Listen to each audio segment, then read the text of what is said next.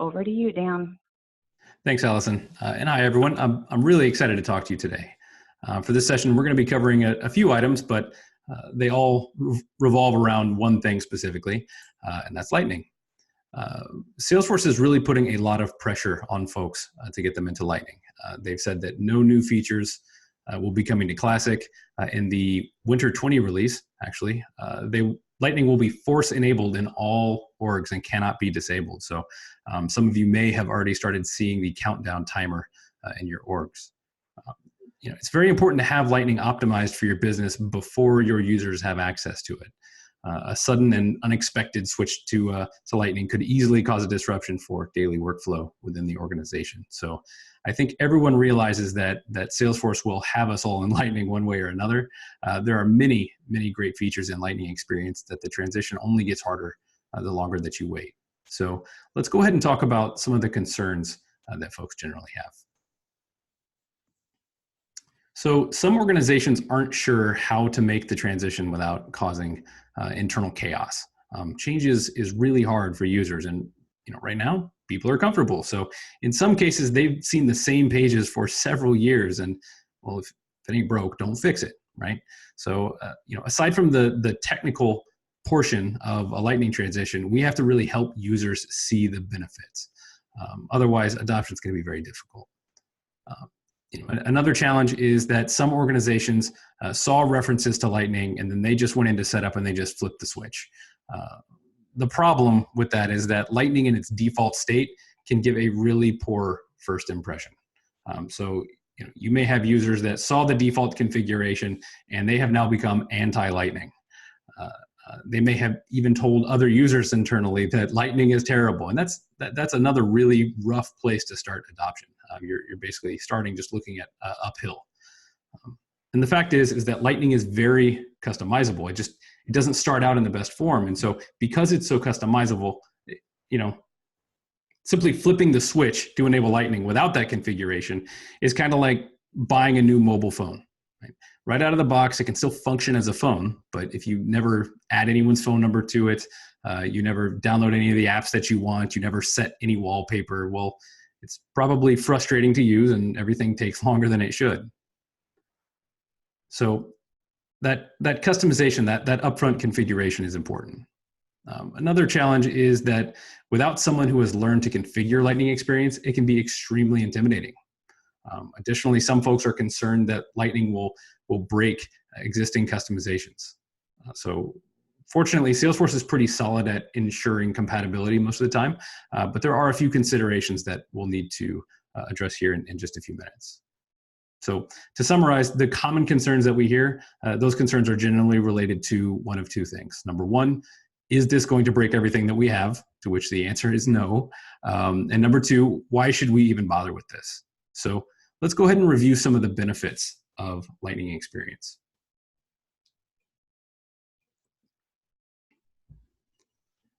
So there are some general benefits with things like finding data faster with instant search results.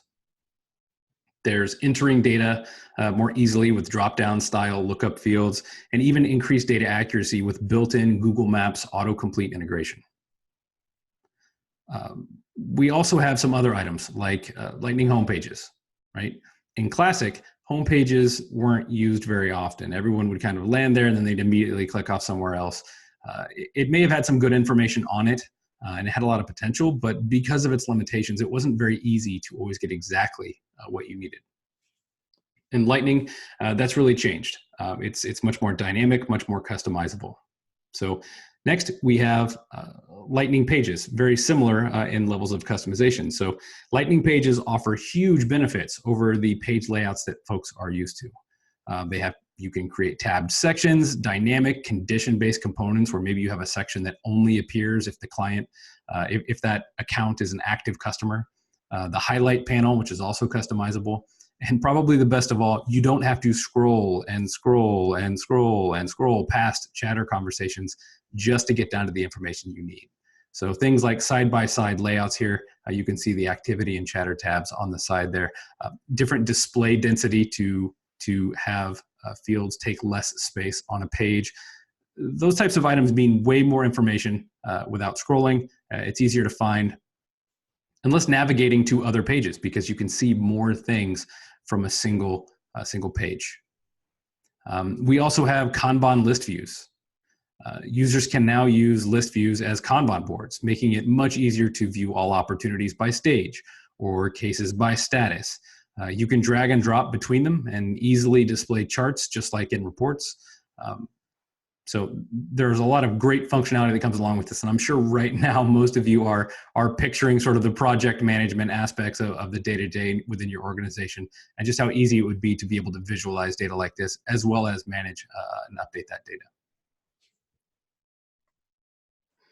Another great feature is Path with guidance. Path guides users along the steps of a process, such as working an opportunity from discovery to closed won, or cases from new to resolved. Guidance can provide additional information for each rep regarding what they should be doing for a record in that stage or in that status. This is fantastic for helping an organization standardize its practices and sales methodology. Another great feature is the Lightning console case feed layouts. So this is one of my absolute favorites. Case feed layouts in Lightning console are very slick.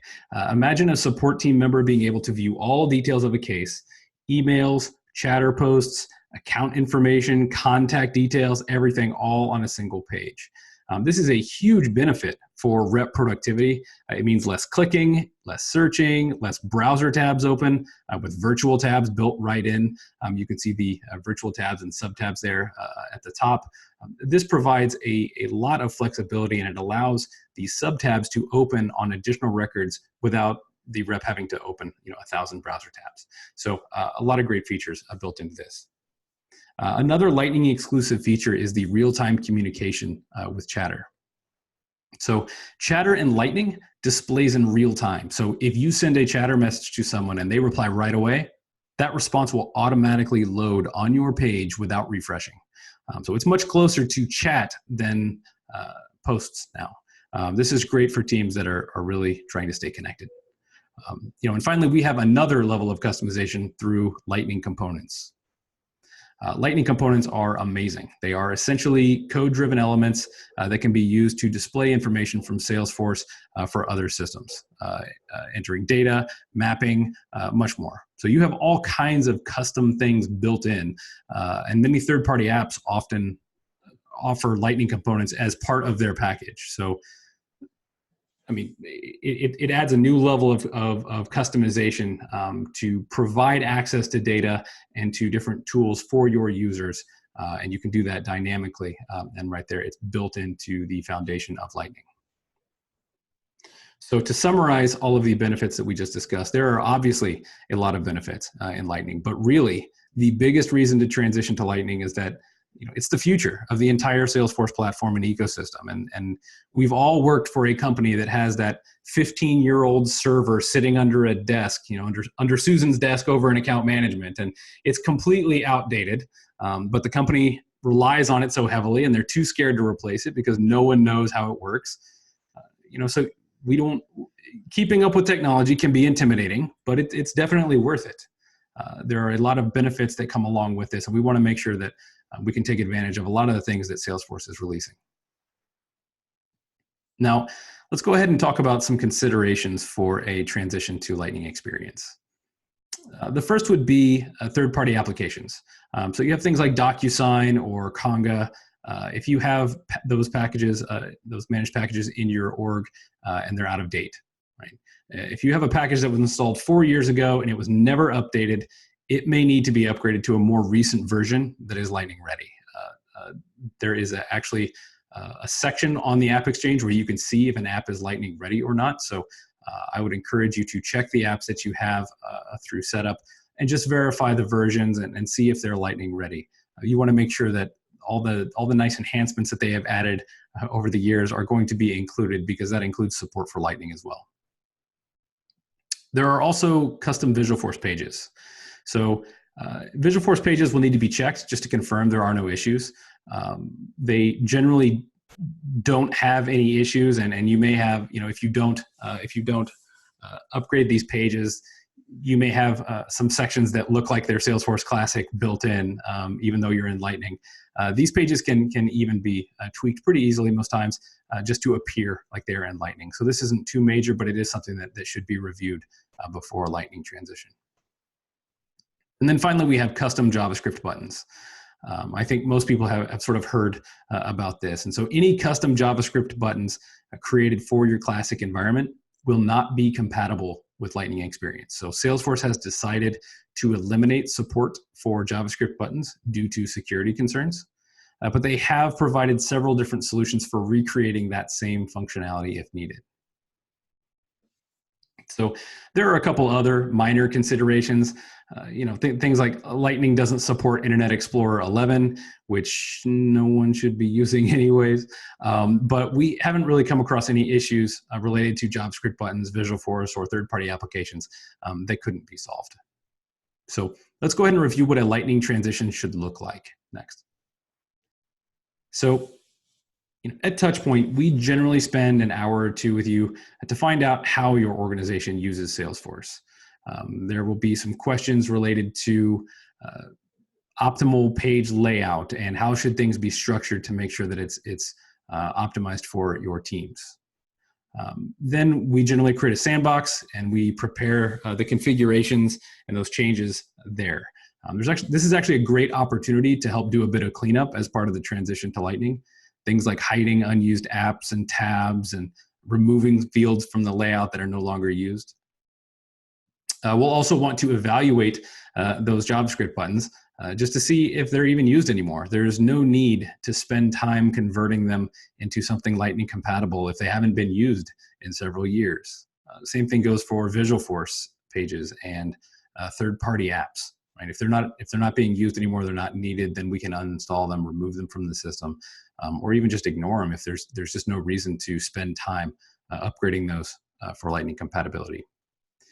Then we'll review those changes with you, making any necessary tweaks, obtain your sign-off, and then if your organization hasn't flipped that switch to enable Lightning in production, we'll deploy it to your production environment, and then we always recommend having a pilot group use Lightning for a week or two before general rollout. They give great feedback and they help you realize some of the things that you didn't realize were so important to people.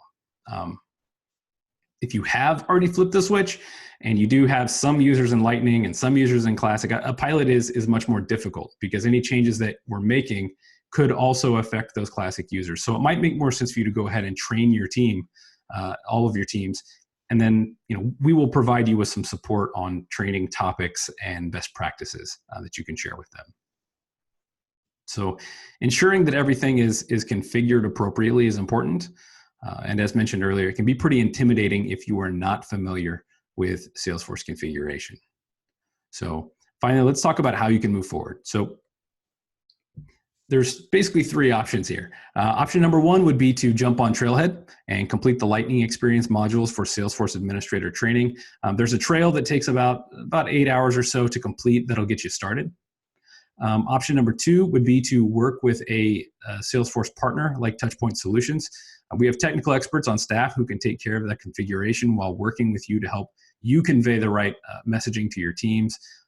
And then there's also the added benefit there of things like JavaScript buttons and Visualforce and helping you with the installed third-party apps. That is a definite benefit for working with a partner there. And then option number three, as I mentioned earlier, would basically be to just flip the switch and just hope for the best.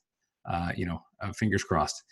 So either way you go, I wish you the best of luck. I believe that once your team is in Lightning Experience and the sort of change management growing pains are over, you'll be glad that you made the move. We commonly hear that from customers that they think, oh man, this transition was actually easier than we thought. We thought this was going to be this big earth-shattering thing, and it turns out after 2 to 3 weeks of everybody getting used to it, we never heard anything about it again, and everybody's happy, and they like the new structure and the new features.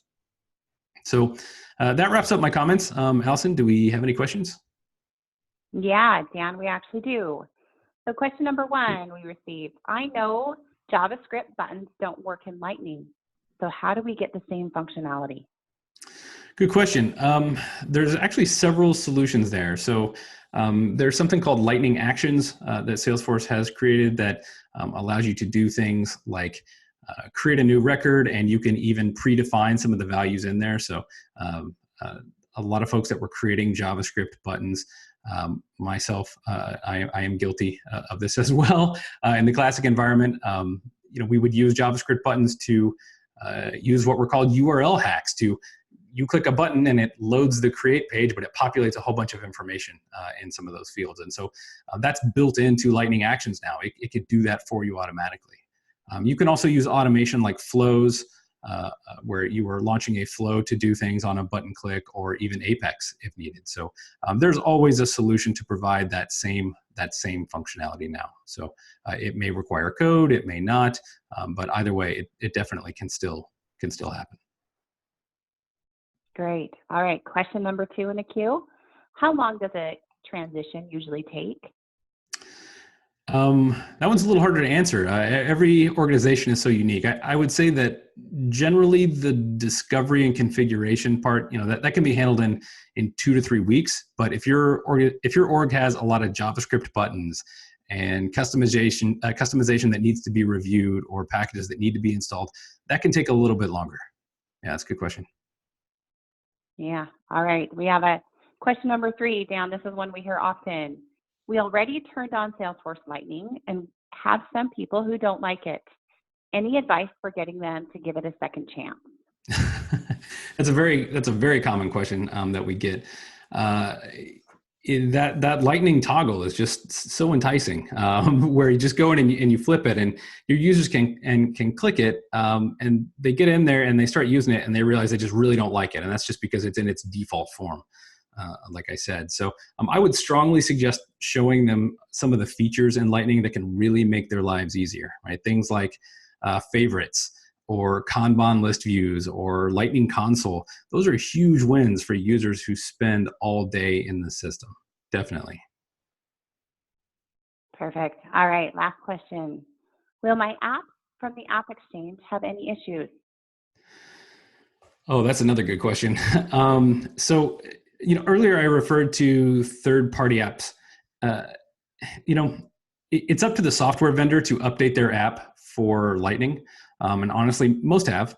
The issue is that some apps must be upgraded to the latest versions manually, and many businesses don't do that. So they generally install the package, and then it sits there until something eventually becomes outdated and breaks, or until they have a reason to upgrade it. So the answer to that is most likely everything will work fine, but there could be some apps that have some functionality that you need. Something like maybe they relied on a JavaScript button, which obviously will not appear in Lightning at all. So they have since created Lightning Actions, right? Maybe they've created Lightning Actions to serve that same purpose. And if you don't have that latest version of the package, that Lightning Action doesn't exist in there. So you will need to upgrade your package. Let's say it's Conga. You would need to upgrade Conga to the latest version in order to have access to that, so that it can be added to the page layout. That's also a great question, and there's a little bit of a legwork that has to be done there, where you have to go in and say, okay, this is an app that we use all the time. Let's go see if there's a Lightning ready version. Yes, there is. Okay, let's install that in a sandbox and do some testing and make sure everything's okay before we do that in production. But those are generally the steps that you need to go to, just to make sure that everything's up to date and has the tools that you need in Lightning. All right. Thanks, Dan, for clarifying those questions. Yep, thanks, everyone. I think that's about all of our time. We'll go ahead and end the session here. And thank you so much for everyone attending. If you have additional questions or would like to partner with Touchpoint to get us into your organization, kind of assist you with that transition, please reach out to us. Thank you and have a great day.